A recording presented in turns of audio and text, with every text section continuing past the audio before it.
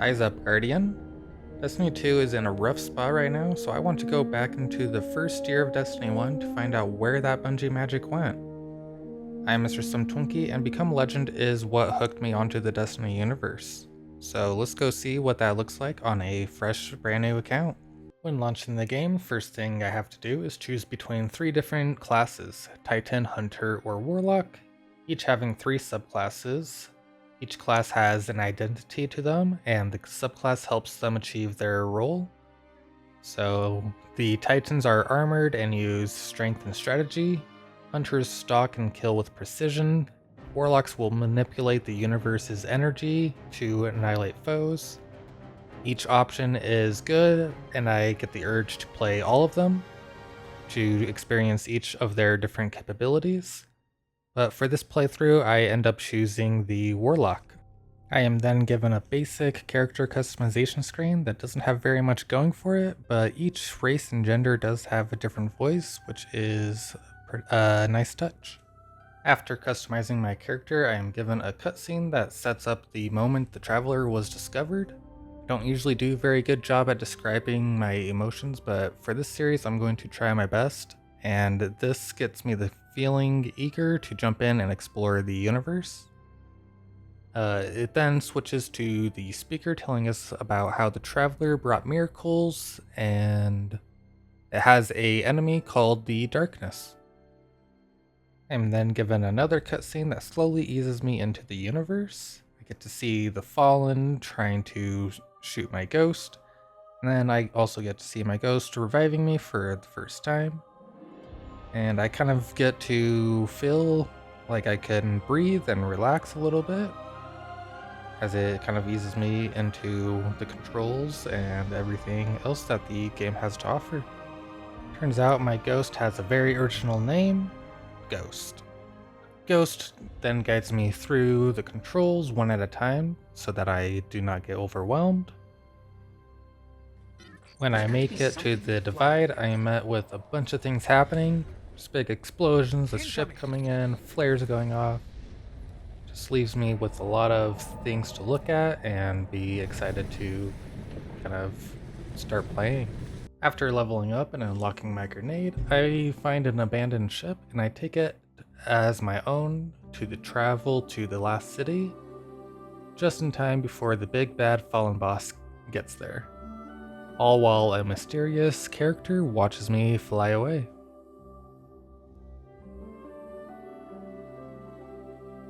Upon landing at the tower, they immediately want me to use Eververse. I ignore that, and then I go meet some of the vendors in the tower, including the 3 Vanguard leaders, Banshee and Amanda. Returning to orbit, I get a pop-up telling me again to use the microtransaction system, Eververse, and another pop-up for the Age of Triumph, which will mean nothing to a new player. Ghost tells me that we need a warp drive so that we can go to other places other than just Earth. So we find a crashed ship and scan it. Ghost then tells me they restored an information hub down in the tunnels, so we go down there to check it out. Down in the tunnels, we find a map of the entire area. Turns out the only place that has a warp drive is where we found our ship, so we are going to have to go back there and reclaim it.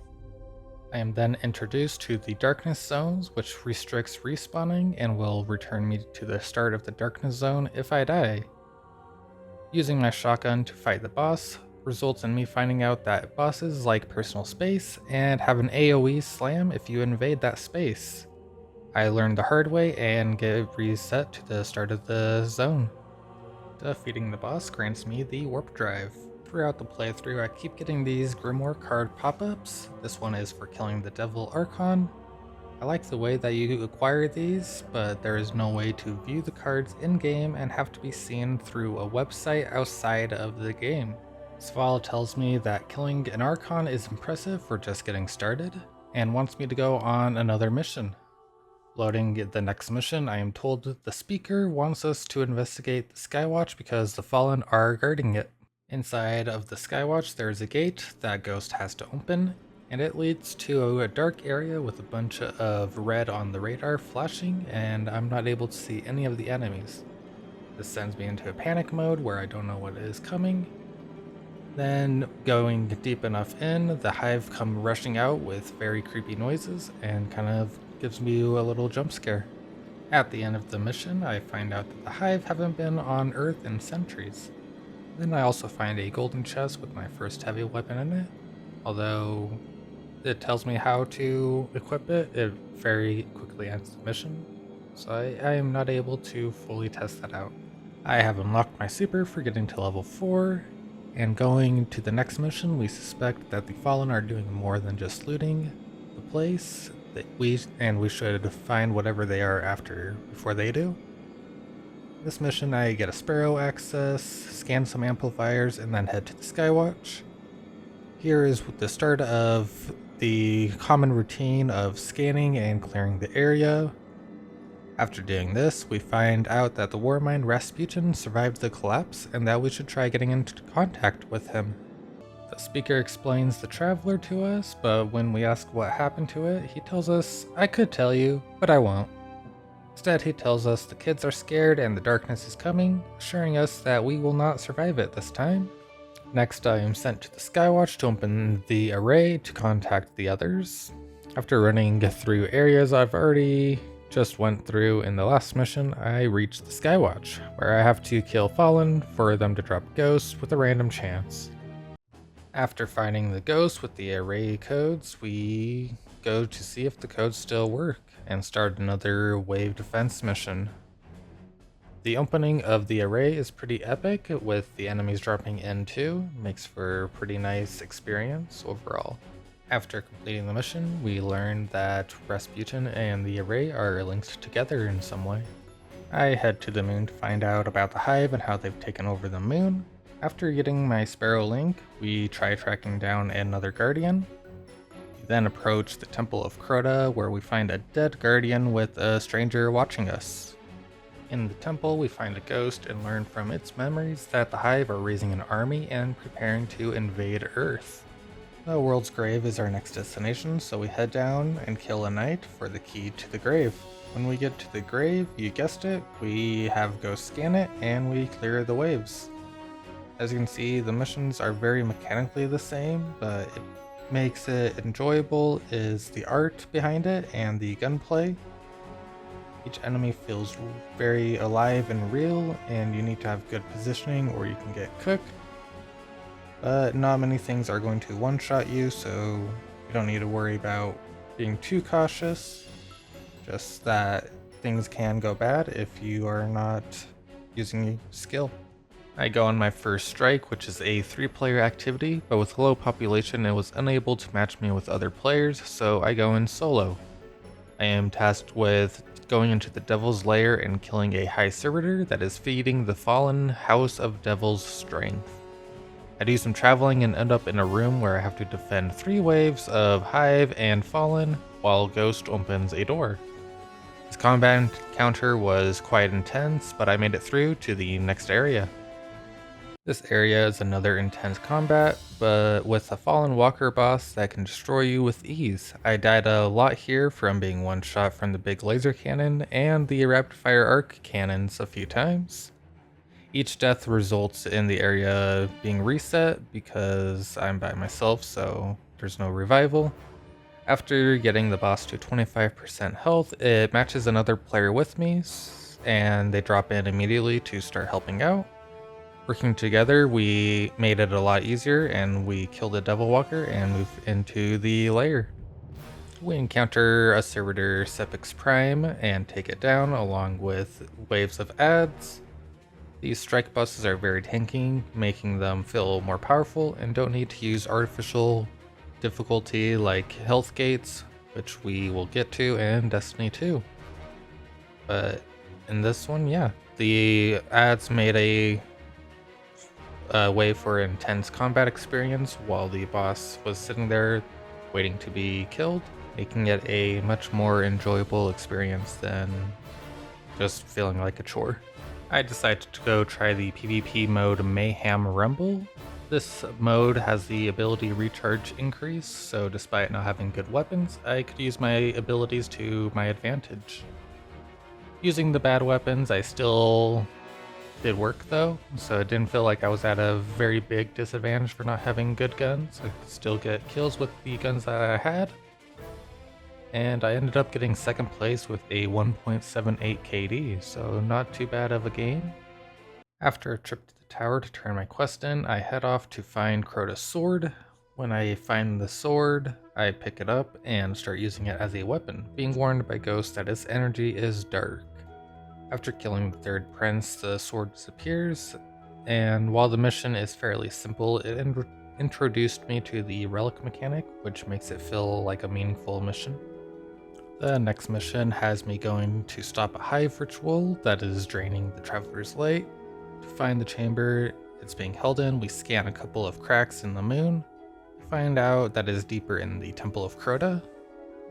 Approaching the temple, a stranger contacts us and tells us to go fight the hive and then find her if we survive. We eventually reach the chamber and have to fend off waves of enemies. We find out that the big shard in the middle is actually a shard of the Traveler, and the hive were using it to devour its light, but we freed it, and the ghost reminds us the stranger said the enemies on Venus are worse than this. We track where the stranger's call came from and head to Venus. We do a lot of going somewhere, scanning, then going to a new area and repeating until we get to the Ishtar Academy. Clearing the waves of Vex leaves us to meet face to face with the stranger, where we get the famous I don't even have time to explain why I don't have time to explain. line. She tells us to go to the Black Garden, which Ghost says we've heard the legends of, but I do not recall being told anything about the Black Garden before this moment.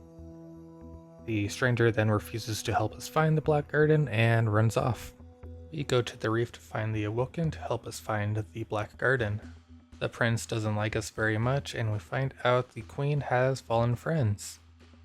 They decide that they will help us make a key to the Black Garden if we get the head of a Vex Gate Lord.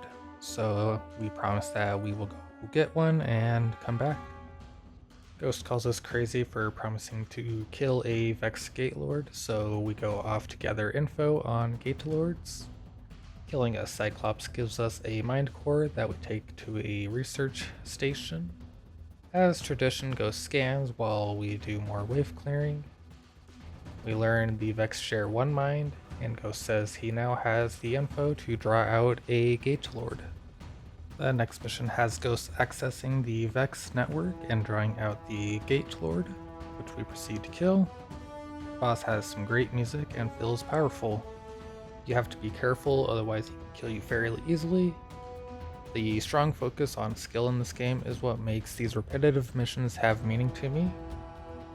It's not so much of a focus of the actual story of the Guardian, but rather of the story of you as the player. After defeating the Gate Lord, we bring the head back to the Awoken. Uldren still hates us, but Mara makes him comply and help us. He tells us the Black Garden is on Mars and gives us the coordinates, and Mara tells us that we owe her. Before going to Mars, I go back to the moon for a side mission that has me going after the Shrine of Crota. It does a great job of keeping the hive as these super horror-like enemies with the terrifying sounds as we approach the shrine. Unfortunately, the game did glitch for me here and I had to leave the area and come back.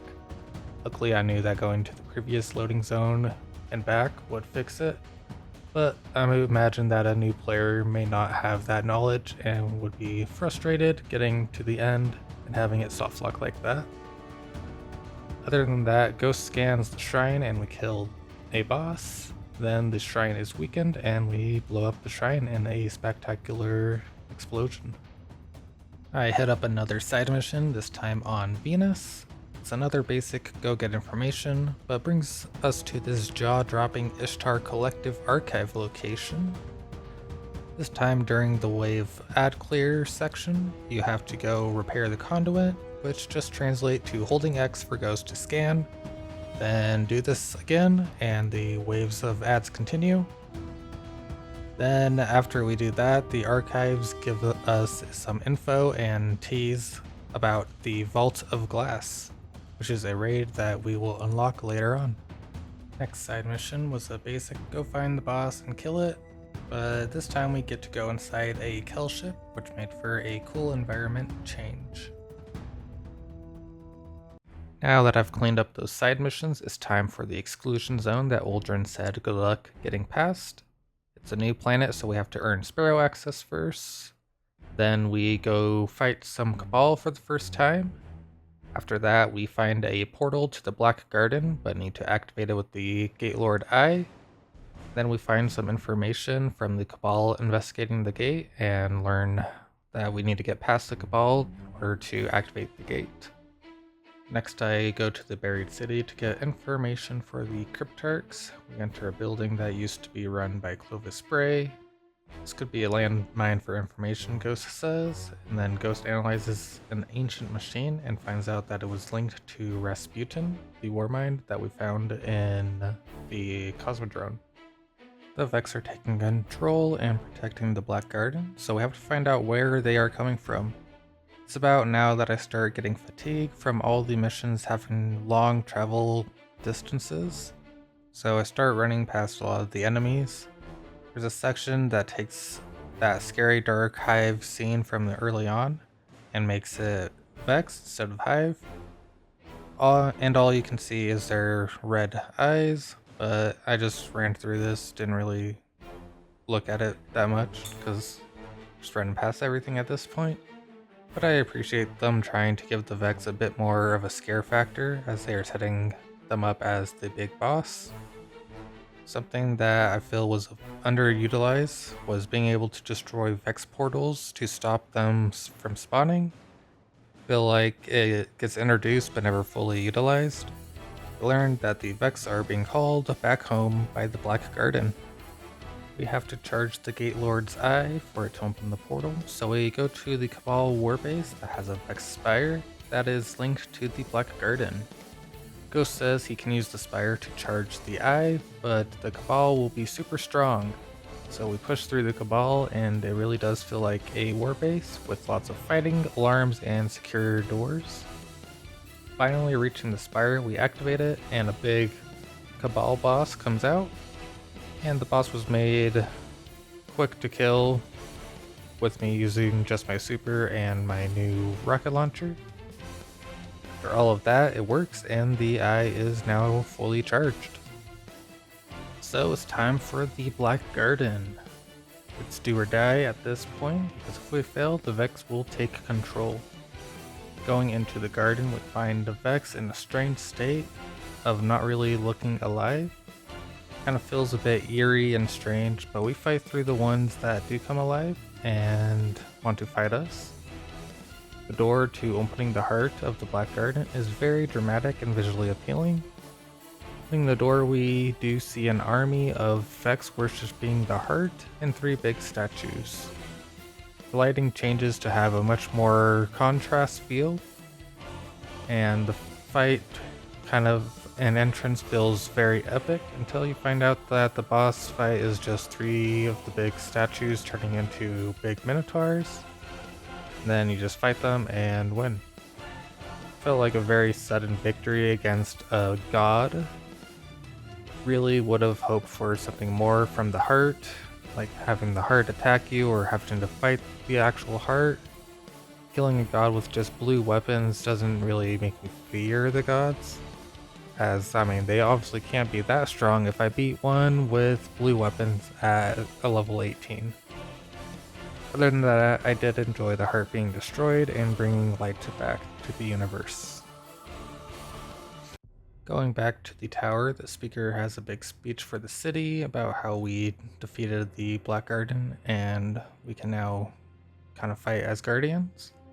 And then the stranger gives us her rifle, which is our first purple weapon, and she tells us that our fight is far from over. With the main story complete, I go do some of the strikes that I haven't done yet, starting with the summoning pits. Eris tells us the Hive have an abomination deep down in the pits and we need to defeat it before the Hive unleash it on us. It starts with a classic wait for Ghost to open the door after you kill the wave of ads.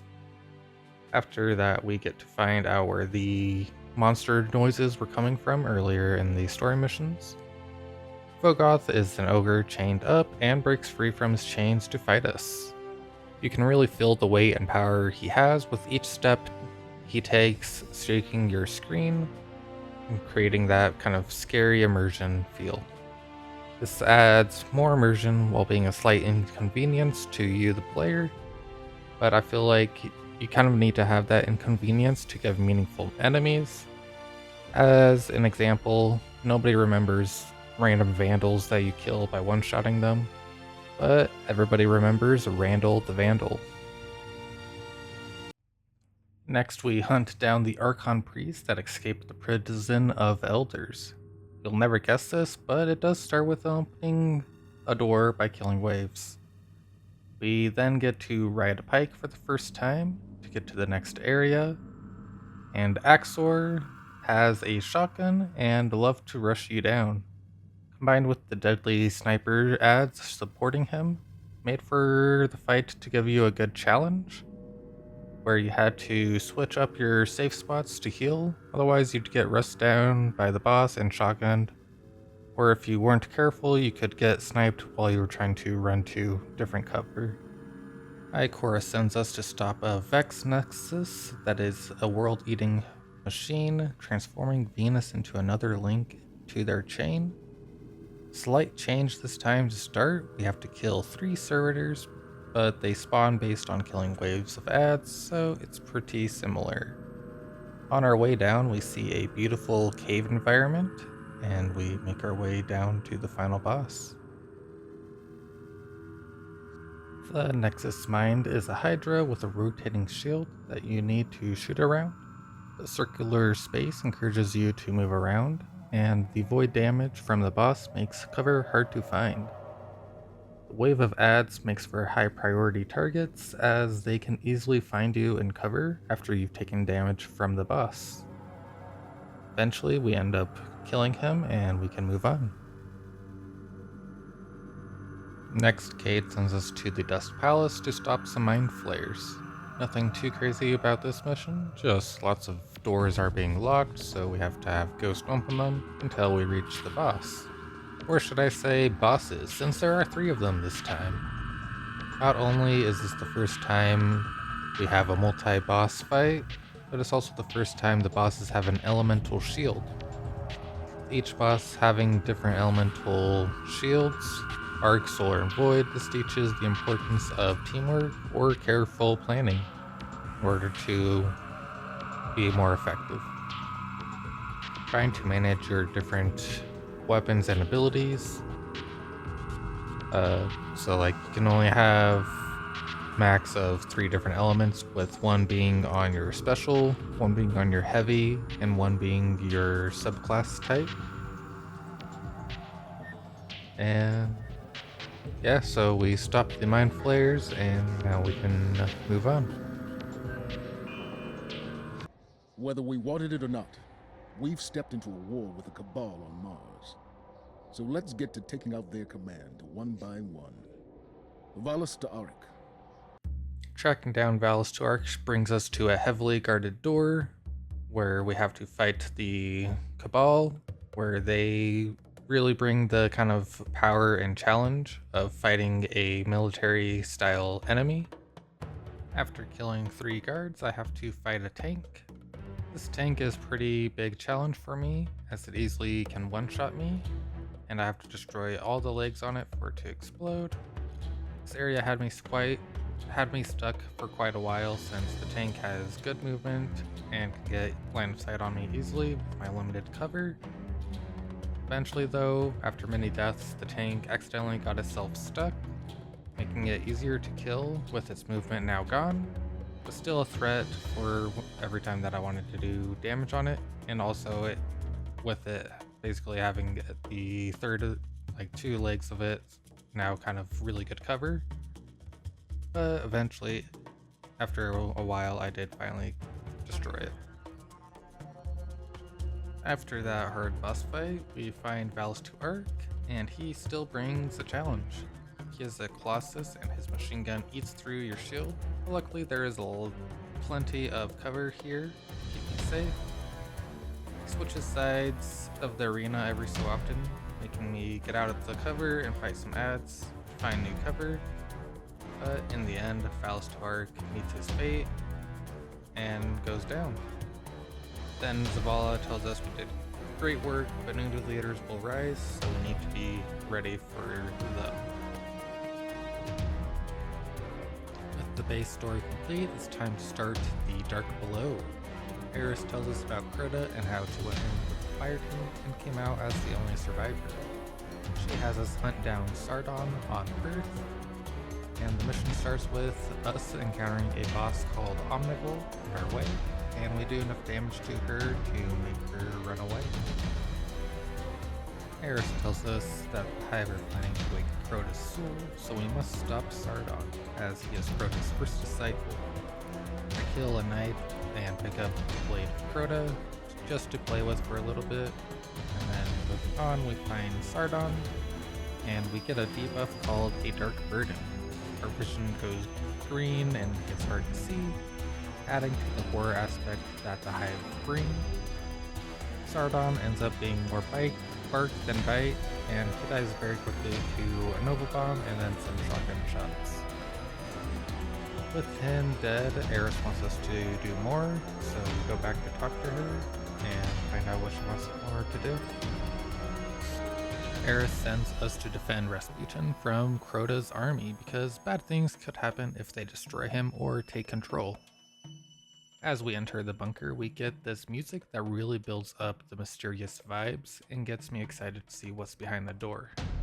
I remember back in the original Year 1, there was a lot of rumors about stuff behind the door, and there was even an out of bounds glitch that you could do to get a ghost early before the DLC came out. Yeah, so we head in, and it definitely brings up these mysterious vibes. Investigating leads Omnigul to spawn, and Eris tells us to silence her. So we do what we do best, and deal damage to her till she runs away. Then we kill 3 major wizards as she watches us, until she spawns an ogre boss, and we proceed to also kill him. This successfully defends Rasputin, and Omnigul runs away to fight another day. Eris tells us more about her 6-man raid against Crota and how they were close to killing him, but the Hive got his soul and killed 5 of her friends. She tells us to finish what she started and destroy Crota's soul. In the caverns, we can hear Crota waking with godlike sounds, creating fear. Turns out the Hive were doing a waking ritual on Crota's soul, so I guess we just showed up at the perfect time, and we kill his wakers. Then the crystal with his soul in it flies out of the ground and starts attacking us. In response, I of course shoot it till it breaks. This banishes his soul, and Eris thanks us for granting her vengeance, starting her vengeance arc. Time to go on a strike to fight Omnigul. She is the last of Crota's generals, so we must fight her to stop her from waking him. We fight through the Fallen because Omnigul is clever and is using them against us. After that, we find a landmark of sorts, looking like Hive origin, and decide to go deeper into it. Sounds and lighting here are very good at giving a creepy feeling towards you as the player. After unlocking the door, we meet face to face with her piercing screams. We fight through her and her army, but she quickly retreats, so we push through her army. We get her in a room with no place to run, so it's fight till the death, with her swarm continuously spawning. Eventually, we end up destroying her and giving the Hive something to be scared of. Last thing I have before the Dark Below is the Undying Mind Strike.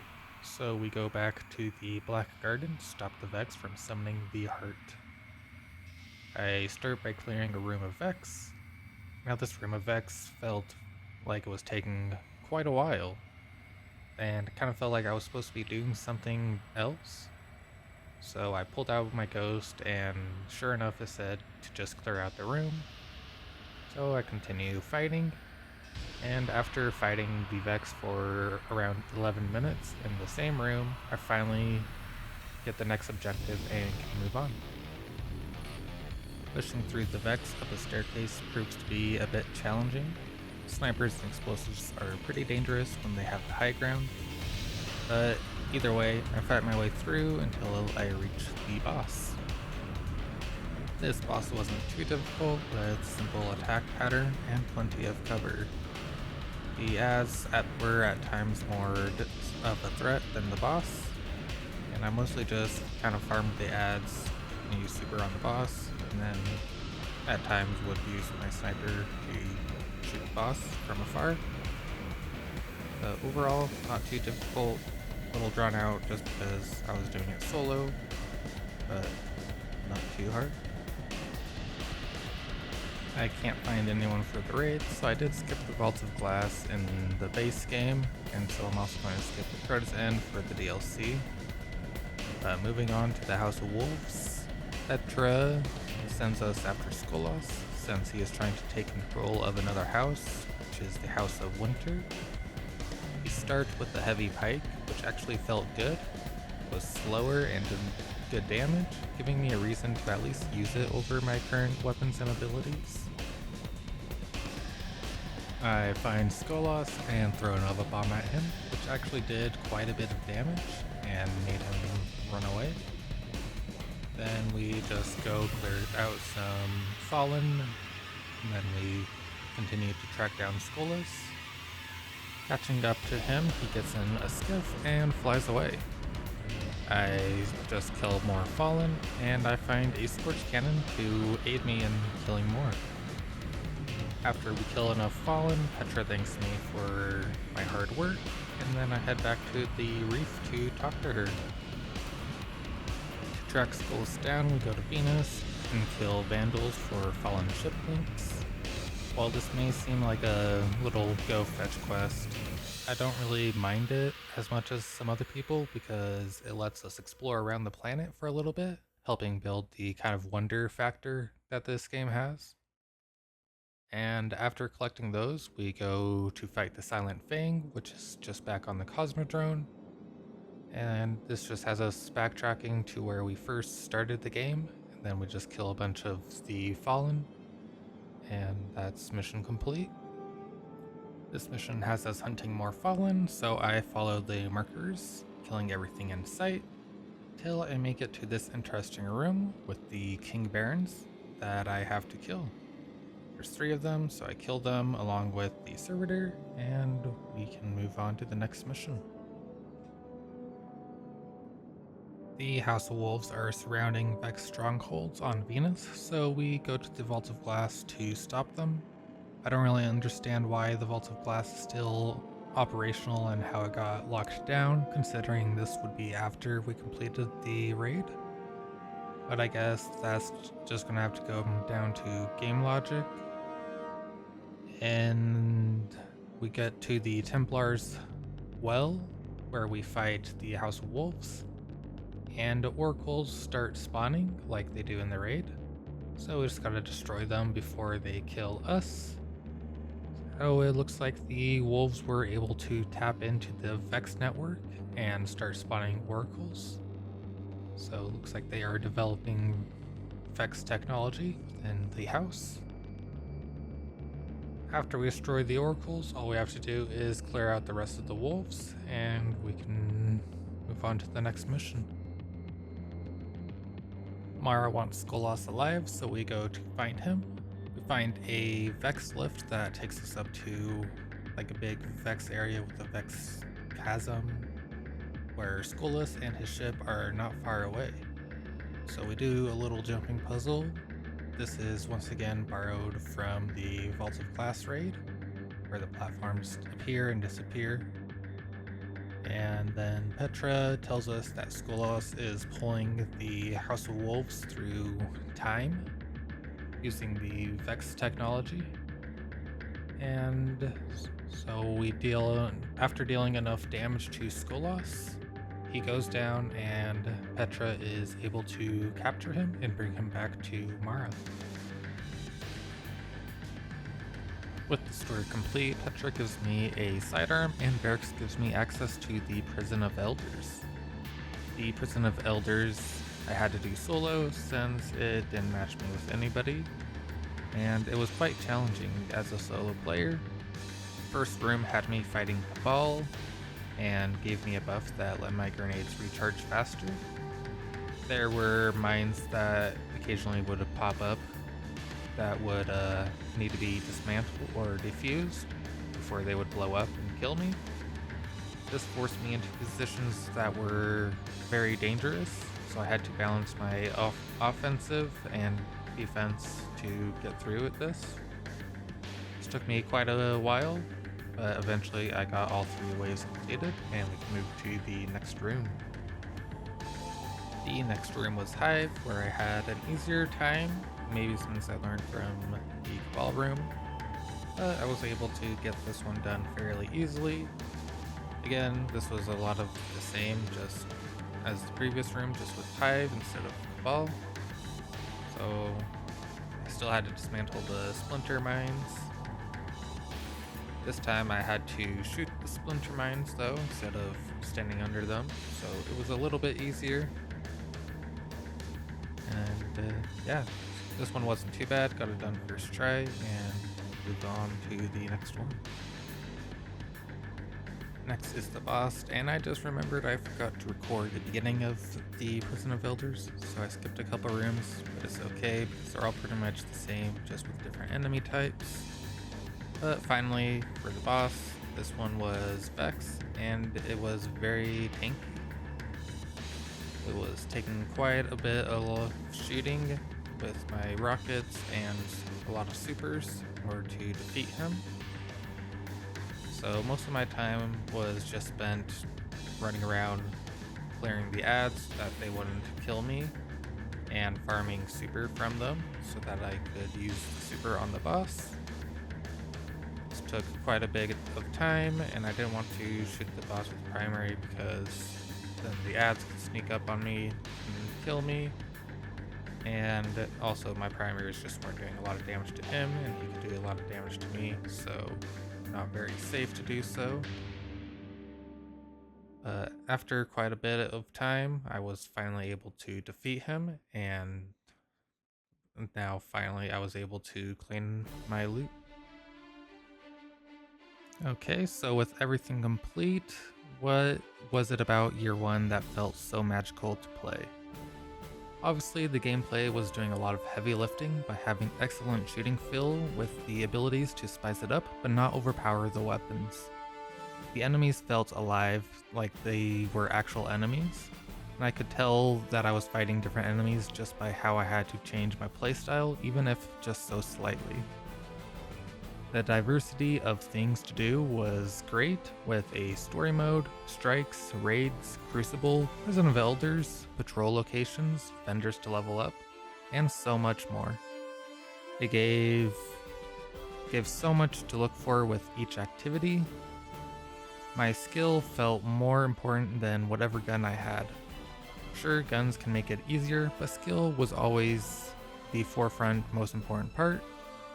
And the attention to details made the world come to life. With the base game being $60 and $35 for the Dark Below and House of Wolves bundled together, or $20 for each of them separately, this made year 1 cost either $95 or $100. This was pretty aligned with how much they charge us currently in D2. And I don't know about you, but this felt like a whole lot of content for $100 for 1 year. And I don't really want to bore you with all the numbers of each of the activities, but let me know if you want a separate video going over like each of how much of content was there of each thing. So like going over how many strikes and all that stuff. But of course, not all of Destiny 1 was perfect. Story wasn't very good, kind of sloppily thrown together, and a lot of the missions in there were just spawning at the same exact location every time and driving over to where the mission actually takes place. People also often complained about content droughts, but I don't really think that's a super bad thing because content droughts are going to happen no matter what you do. And I feel that it is very important to let the player decide when and how they want to play. For example, people who came in, played all the content, and were happy, great. They had a good experience. They can come back when more content is back. Well, they go and play another game and experience great content in other games. And if there were people that played all the content and still wanted to play the game, they had time to make some fun challenges or some kind of like mini games to go play in their pastime. And this also gives people who were slower at digesting the content to catch up and not be on rails the whole time. And at the end of the day, anyone can go play a different game, come back with a good experience leaving, and they also have a good experience coming back. That just about wraps up my feelings replaying Destiny 1. This took quite a while for me to make, so let me know if you want a part 2 where I go over the Taken King gear. And feel free to let me know what you all thought about Destiny 1 Year 1 in the comments. And become Legend Guardians.